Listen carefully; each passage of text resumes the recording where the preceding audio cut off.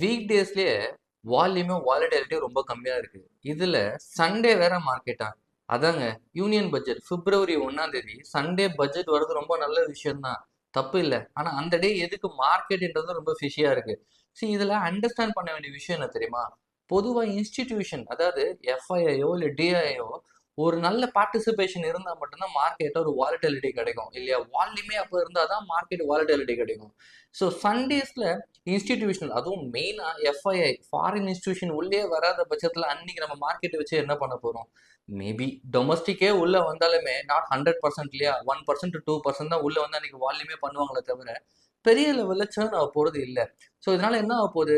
ஃப்ரைடேவே எல்லாமே ரீட்டைலர்ஸ், அதாவது ஒரு சின்ன சின்ன இன்வெஸ்டர்ஸ் என்ன பண்ண போறாங்க தெரியுமா? ஆப்ஷன்ல போயிட்டு நேக்கடா காலு புட்டுன்னு இஷ்டத்துக்கு எடுத்து வைக்க போறாங்க.